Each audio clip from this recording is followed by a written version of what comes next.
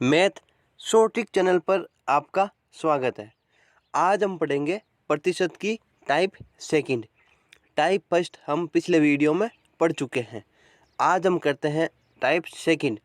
Type second शुरू करने से पहले आपसे एक छोटी सी रिक्वेस्ट है।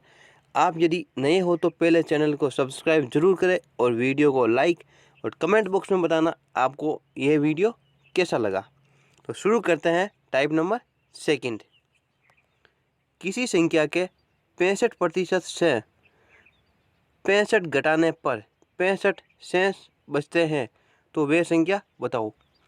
किसी संख्या के 65% में 65 घटाने पर 65 शेष बचते हैं तो वे संख्या बताओ। तो सेकंड टाइप के अंदर हमें क्या करना है कि जब तीनों संख्या सेम आ जाती है, यदि प्रश्न में तीनों संख्या सेम आ जाती है तो इसका सीधा उत्तर 200 होता है। यदि किसी भी प्रश्न में यदि प्रतिशत वाले किसी भी प्रश्न में तीनों संख्या सेम आ जाती है, तीनों संख्या सेम, यदि तीनों संख्या सेम आ जाती है तो उसका उत्तर 200 होगा। भले यदि कितनी भी बड़ी बड़ी संख्या दे दी जाएगी तो भी उसका आंसर यदि 200 है तो 200 ही होगा। किसी संख्या के 65% में 65 घटाने पर 65 शेष बचते हैं तो वह संख्या बताओ। तो इसका आंसर क्या होगा? 200। अब ये किस प्रकार होगा हम वही भी देखेंगे। किसी संख्या के 25% में से 25 घटाने पर 25 शेष बचते हैं तो वह संख्या बताओ। किसी संख्या के 25% में से 25 घटाने पर 25 शेष बचते हैं तो वे संख्या बताओ। तो क्या है कि तीनों संख्या सेम है। किसी संख्या के 25% में से 25 घटाने पर 25 शेष बचते हैं तो वे संख्या क्या है? 25, 25, 25 तीनों जगह पर सेम है तो इसका आंसर क्या हो जाएगा? 200। अब किस प्रकार होगा वह हम देखते हैं कि 25 क्या लिखा हुआ है। किसी संख्या के 25% मतलब 25/100 में से 25 घटाने पर -25 पर 25 शेष बचते हैं, 25 शेष तो बराबर 25। अब इसको हम हल कर लेते हैं। 25x -2500 बराबर 2500। तो इसको तो क्या आ जाएगा? 200। ये इस प्रकार इसका आंसर 200 आएगा कि 25% में से 25 घटाने पर 25 शेष पर। तो इसको हम हल करते हैं तो आ जाएगा 200। एक तो हमको हल करना पड़ेगा, एक हमको सीधा याद रहता है कि जब तीनों संख्या सेम आ जाती है तो इसका आंसर 200 ही होगा। तो कम टाइम किस में लगेगा? जो हमें याद है उसमें कम टाइम लगेगा, जो इससे हल करेगा उसको बहुत ज़्यादा टाइम लगेगा। कम से कम 1 मिनट का टाइम तो लगेगा ही लगेगा।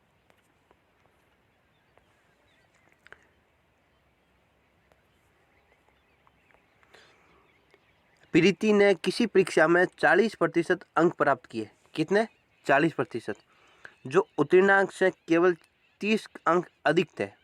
जो उत्तीर्णांक से 30 अंक अधिक थे। प्लस करना है या माइनस करना है? माइनस। यदि परीक्षा का उत्तीर्ण प्रतिशत 30% हो तो अंक कितने प्राप्त किए? तो प्रीति ने अंक कितने प्राप्त किए? तो हमें क्या करना है, जिस प्रकार प्रश्न में लिखा हुआ है उसी प्रकार ही हल करेंगे। 40% अंक प्राप्त किए जो उत्तीर्णांक से केवल 30 अधिक थे। अधिक मतलब -30 बराबर 30%। इसको हल कर लेते हैं तो इसका आंसर आ जाएगा। तो क्या आ जाएगा? 40 और 30। 40 ये इस साइड में आएगा तो आ जाएगा माइनस। तो कितना आ जाएगा? -10% बराबर 300 बराबर 30। तो क्या आ जाएगा? 30 तो लिख दूँ सीधा 30 गुणा 100/10 बराबर 300। पर ये 300 क्या आया है यहाँ पर? यहाँ पर आया है कुल नंबर, कि कुल नंबर में से उसने 40% अंक प्राप्त किए। कितने प्रतिशत? 40%। अब हमें पूछा है कि उसने कितने अंक प्राप्त किए। तो टोटल अंक कितने हैं? 300। 300 का 40%, 300 का 40%, तो क्या आ जाएगा? 120। 120 ऑप्शन में नहीं है, ऑप्शन गलत है। तो पीडीटी ने कुल कितने अंक प्राप्त किए? 120। पीडीटी ने किसी परीक्षा में 40% अंक प्राप्त किए कि 100 में से 40 नंबर लेकर आई है। जो उत्तीर्ण अंक से केवल 30 अंक अधिक थे। यदि परीक्षा का उत्तीर्ण प्रतिशत 30% हो तो अंक कितने प्राप्त किए? तो क्या आ जाएगा? 40 बराबर -30, क्योंकि 30 नंबर अधिक लेकर आई तो माइनस बराबर 30%, तो क्या आ जाएगा? 10% बराबर 30 गुना 100/10 बराबर आ जाएगा 300। टोटल मार्क कितने थे? 300। 300 नंबर में से उसके 40% अंक प्राप्त किए। 300 नंबर में से 40% अंक प्राप्त किए, तो 300 का 40%, तो क्या आ जाएगा? 120। तो प्रीति ने कुल कितने अंक प्राप्त किए? 120 अंक। राम ने किसी परीक्षा में 25% अंक प्राप्त किए जो उत्तीर्णांक से 20 अंक कम थे। उसी परीक्षा में श्याम ने 35% अंक प्राप्त किए जो उत्तीर्णांक से 18 अधिक थे। तो बताओ परीक्षा का पूर्णांक क्या है? जिस प्रकार प्रश्न में बोला जाता है उसी प्रकार ही आप लिख लो, आंसर सीधा आएगा। क्या है? 25%।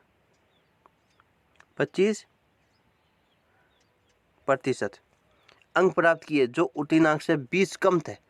अब वो 20 नंबर से फेल हो गई, उसे पास करने के लिए 20 नंबर अधिक चाहिए, तो हम क्या करेंगे? प्लस 20 बराबर श्याम ने 35% अंक प्राप्त किए बराबर 35, जो उत्तीर्णांक से 18 अंक अधिक थे, 18 अंक अधिक थे, तो उसे पास करने के लिए पास मार्किंग कितनी चाहिए थी? 18 माइनस की। हमें दोनों को बराबर करना है, हमें दोनों को बराबर करना है। तो इसको हल कर लेते हैं तो आ जाएगा पूर्णांक 25 और 35 आ जाएगा 10%। 10% बराबर ये 20 इस साइड में प्लस का है तो उस साइड में जाएगा तो आ जाएगा माइनस। तो 18 और 20 कितना आ जाएगा? 3 8 38। तो 38, तो मेरे हिसाब से इसका आंसर आ जाएगा 380। 380 अब किस प्रकार आया वे भी मैं बता देता हूँ। 38 गुणा 100/10, 0 से 0 कैंसिल, तो बराबर आ जाएगा 380। क्या आंसर आ जाएगा? Option number B. राम ने किसी परीक्षा में 25% अंक प्राप्त किए। इन प्रश्नों में रटने की कोई ज़रूरत नहीं होती है, जो भी प्रश्न में दिया हुआ है आप उसी प्रकार हल कर लो, आपका आंसर आ जाएगा। राम ने किसी परीक्षा में 25% अंक प्राप्त किए, तो 25% जो उत्तीर्णांक से 20 कम थे। अब उसको यदि वह 20 नंबर ज़्यादा ले आता तो वह पास हो जाता। तो 25% प्लस 20 बराबर, अब उसी परीक्षा में श्याम ने 35% अंक प्राप्त किए जो उत्तीर्णांक से 18 अधिक थे। तो यदि वह 18 नंबर कम आता है तो वह पास ही होता, तो -18। अब यदि इस प्रश्न के अंदर हमें पूछा जाता कि राम ने कुल कितने नंबर प्राप्त किए, तो हम क्या करते हैं? 380 का 25% निकाल कर और 20 जोड़ देते हैं, तो 380 गुणा 25 बराबर बटा 100, तो जो भी आता उसमें हम 20 जोड़ देते हैं, तो राम कितने नंबर प्राप्त किए वह आ जाता। और उसी प्रकार श्याम के हम निकाल लेते 35%, तो 380 का 35% और प्लस कर लेते हैं 18। तो आज ये थी हमारी प्रतिशत की टाइप सेकंड।